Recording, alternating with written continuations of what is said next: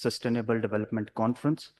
Also, I would like to acknowledge the presence and welcome the cohort of 36th Senior Management course from National Institute of Public Administration, Islamabad, and their faculty members. On behalf of Team SDPI and our esteemed conference partners, I thank our chief guest, His Excellency Sayyid Yusuf Raza Gilani, the Acting President and Chairman Senate, Islamic Republic of Pakistan, Ms. Romina Khurshid Alam, Coordinator to Prime Minister, Ministry of Climate Change and Environmental Coordination, Government of Pakistan. Ladies and gentlemen, I thank you all for joining the inaugural plenary of SDPI's annual flagship event. The title for today's plenary is From Fragility to Resilience, Enhancing Sustainable Development. And this would be the overarching theme for this year's conference as well. Dear distinguished guests, we are grateful to you for gracing this august gathering today.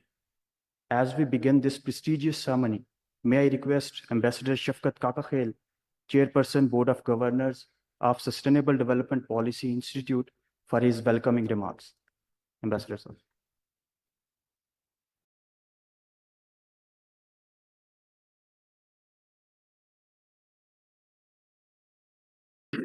Assalamu alaikum. Bismillah ar-Rahman ar-Rahim.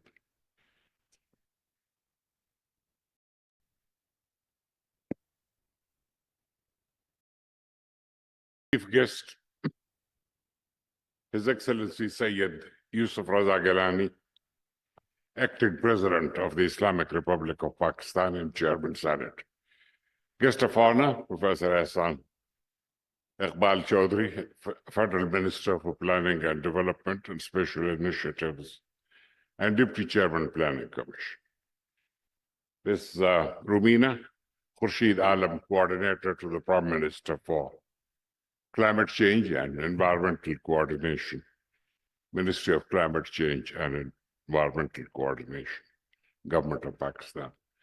Ladies and gentlemen, on behalf of SDPI and the Ministry of Climate Change and Environmental Coordination, I am pleased to welcome you all to this inaugural plenary of SDPI's annual flagship event, the Sustainable Development Conference. The title for today's plenary is From Fragility to Resilience, Enhancing Sustainable Development, which is also the overarching theme of SDC 27. The SDC comprises dozens of panel discussions on critical national and international topics of direct concern to Pakistan, the South Asian region, and the international community. I hope that despite your busy schedules, you will be able to attend some of the discussions. SDC serves to highlight SDPI's initiatives and activities, and perhaps more importantly, provides a platform to Pakistani officials and representatives of the civil society and their counterparts from South Asia and elsewhere to share ideas and information about the challenges of our time and how they can be countered through concerted efforts. SDPI is also organized parallel to the SDC, the second Sustainability Investment Expo, which is inspired by the theme Pioneering Solutions for Climate Resilience. Please do try to visit the expo. Ladies and gentlemen, SDC 27 is taking place against a grim background of political conflicts, ecological turmoil, and socio-economic upheaval. Hostilities between Russia and Ukraine have persisted. Palestinians and Arabs have been victims of escalating Israeli genocide. The global climate crisis has deteriorated unabatedly, leading to record-breaking extreme heat, unprecedented floods, fires, and droughts. Pleased by the scientific community and the United Nations for upscaling efforts to counter the drivers of global warming have remained unheeded. Tragically, poverty has relentlessly increased and expanded, afflicting as many as 1.1 billion people, mostly in the developing world. According to ISCAP, more than 260 million people in the Pacific region are likely to be pushed into poverty during the next decade. The number of poor in Pakistan has reached a bewildering 40% in a population estimated at over 240 million. The rate of population growth itself has degenerated into the mother of all problems in Pakistan. Happily, Pakistan's economic situation has improved considerably due to higher agricultural income, production, and uptick in industrial production and textile exports, decline in rate of inflation, and the agreement with the International Monetary Fund. Ladies and gentlemen, SDPI has continued to serve as Pakistan's leading independent think tank and civil society organization devoted to the promotion of sustainable development through implementation of Sustainable Development Goals, SDGs. SDPI's core activities comprise evidence-based, policy-relevant research and articulation of the concerns of the stakeholders, advocacy of priority actions to ensure adequate attention to sustain economic growth, social welfare, justice, and human rights and environmental protection. SDPI has contributed to policy development and implementation through regular reviews of public policies and individual private sector behavior. SDPI has been supporting the government of Pakistan in developing policy and governance initiatives relevant to sustainable development, in particular, climate change mitigation and adaptation, sustainable and affordable energy, in particular renewable energy and energy use efficiency, and mobilization of resources from multilateral funding windows. Membership of the Prime Minister's Committee to review climate change governance and mechanism to access climate funds, and Pakistan Climate Change Council has enabled SDPI to provide timely advice to the government.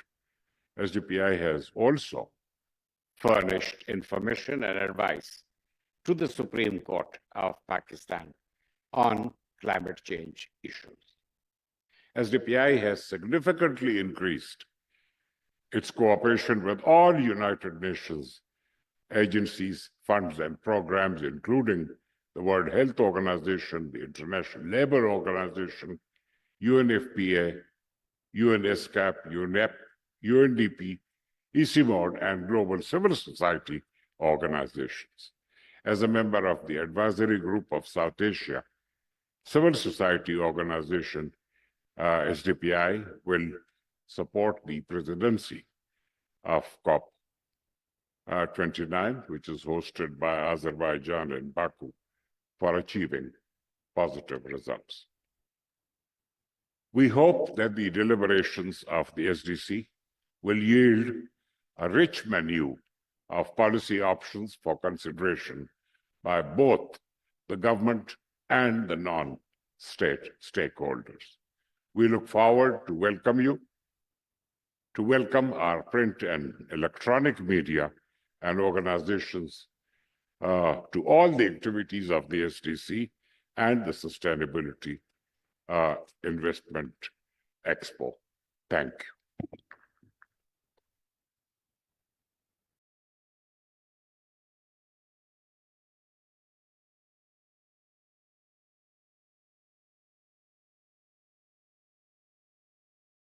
Ladies and gentlemen, now for the introductory note on SDPI's conference I would invite Dr. Abid Qiyum Suleri, the Executive Director, Sustainable Development Policy Institute, on the stage. Sir.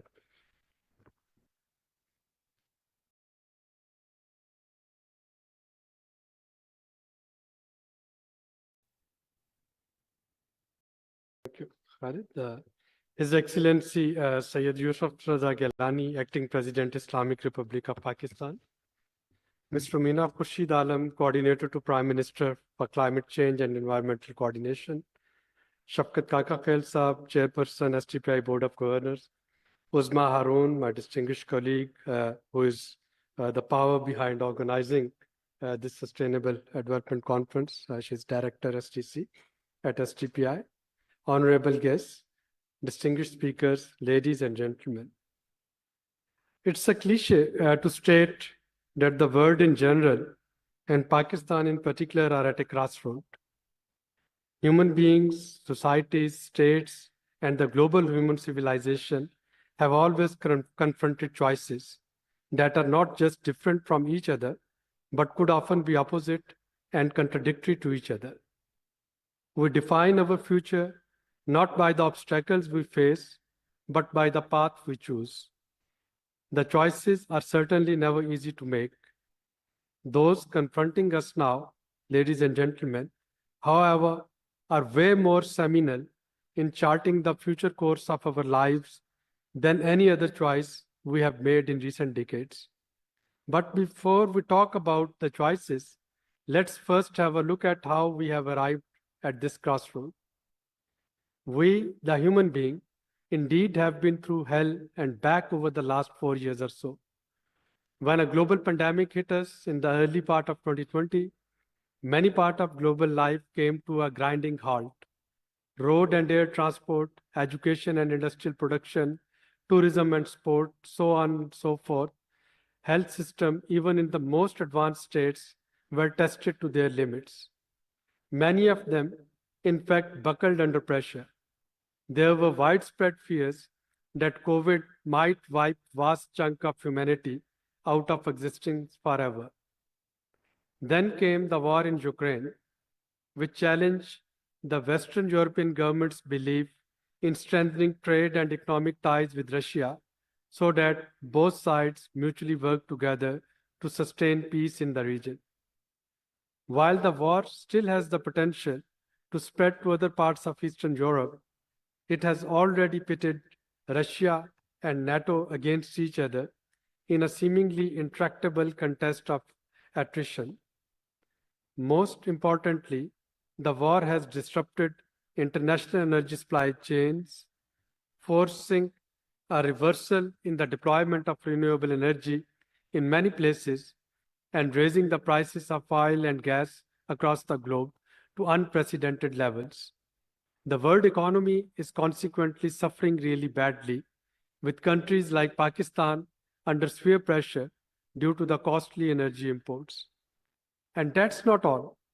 Ladies and gentlemen, nature has bared its reddened teeth and claws many times in many countries as a result of the ever-worsening crisis of climate change.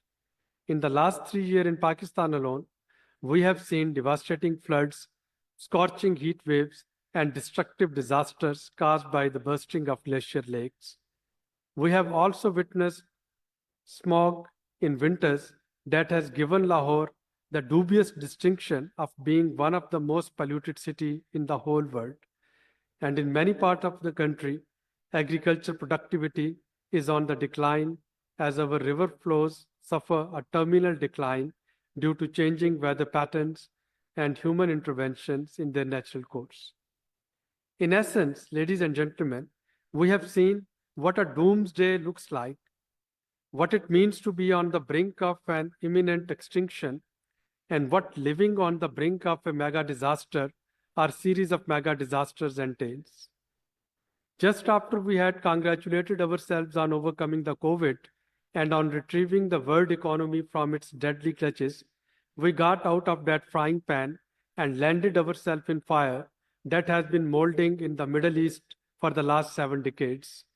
The Israeli wrath on Gaza last year has brought back fears of a war between civilizations, that Samuel P. Huntington warned about in the 1990s. As Israel carries out deadly attacks in Gaza, conduct air raids in Lebanon, and inflicts surgical strikes with Iran, many countries in the region, including Pakistan, are waiting with bated breath for what this war could bring for them. Already, it is hurting oil and gas supplies and diverting scarce international financial resources to war efforts. Ladies and gentlemen, if I stop my remarks here, that will defeat the purpose of our gathering today. We are not here to mourn how and why we landed ourselves in the troubles I mentioned above. We are not here to complain and grieve. We are not here to wring our hands out of despair and frustration. On the contrary, ladies and gentlemen, we are here to celebrate the resilience of human spirit in the face of adversity. We are here to highlight how our fragility is impermanent and how we come out of every fragile situation stronger than even before. We are here to find and promote hope, not spread doom and gloom. And I'm not saying all this because of any political correctness or because I want you to feel good and happy about your lives. I'm saying this because I have evidence that the world has already taken a turn for the better. Even when smoke continues to smother us, and Israel keeps on raining death and destruction in Gaza and Lebanon, we have observed that humanity emerged from COVID-19 with renewed strength through innovation, collective resolve, and courage. This resilience, this ability to endure and adopt, lies at the heart of our journey from fragility to resilience. As conventional energy systems reveal their vulnerability amidst Ukraine war, the world had to turn to coal and nuclear power in the short run, but it is persistently pursuing renewable energy with even greater resolve, making resilience the foundation of our economic future. The impact of climate change, ranging from the devastating floods of 2022 in Pakistan to the flash flood that one observed in Spain the day before yesterday, which took 250 precious lives, are not isolated. They are calls to action.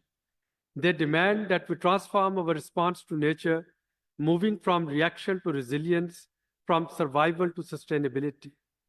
Likewise, when it seems that the global institutions like the UN and the multilateral development banks are straining under the geopolitical conflict, the Pact for the Future, signed in New York in September, is a renewed resolve to improve the multilateral governance system, promote peace building, prioritize dialogue over division, channelizing climate finance, and invest in stability over strife. Zooming in, we, the people of Pakistan, have shown resilience amidst all sorts of vulnerabilities. Pakistan's successful response to COVID is globally recognized.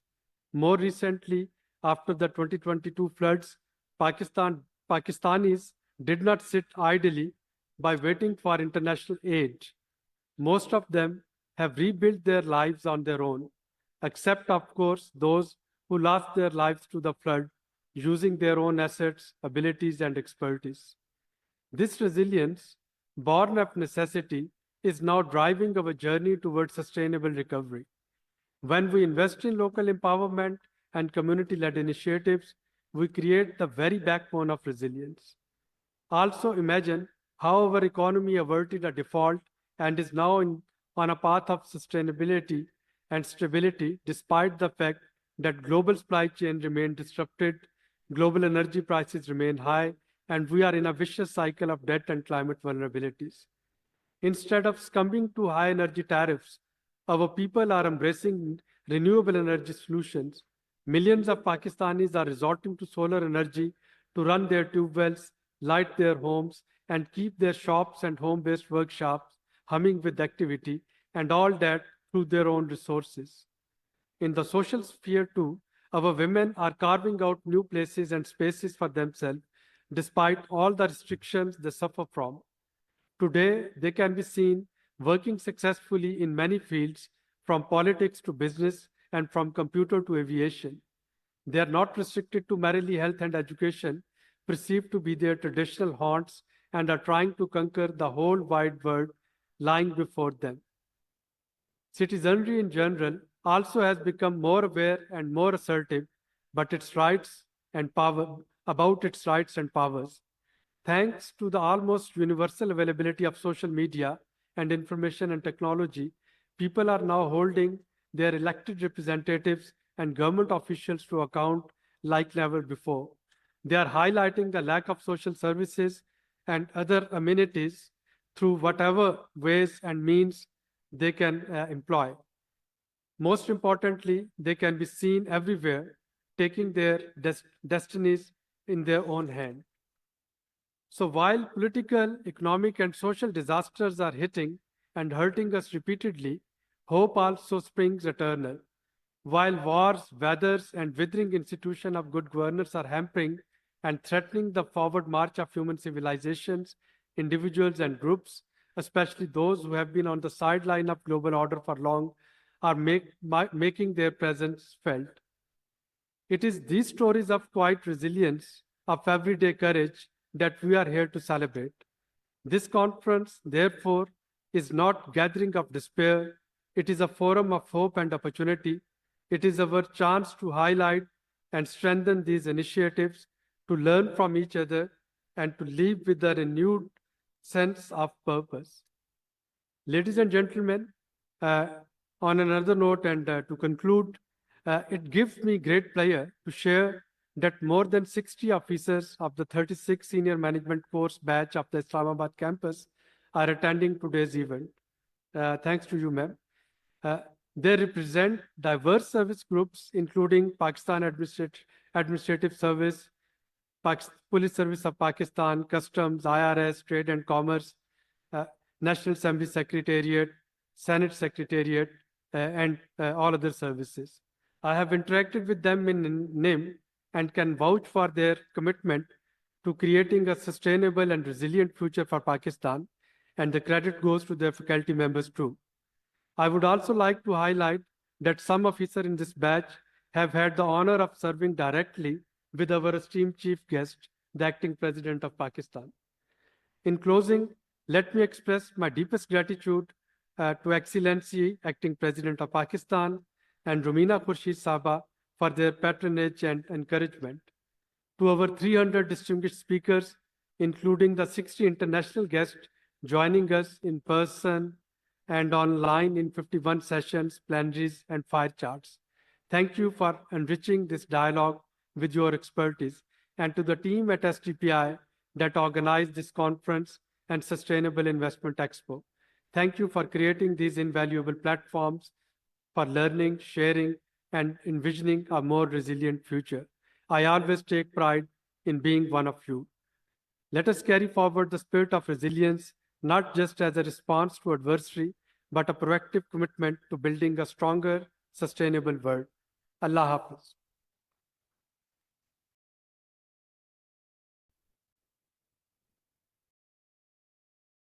Thank you, Dr. Sulail, for taking us to the journey and roadmap from fragility to resilience through your introductory note on this year's conference. May I now request Ms. Rumina Khurshid Alam, Coordinator to Prime Minister, Ministry of Climate Change and Environmental Coordination, Government of Pakistan, for her welcoming remarks.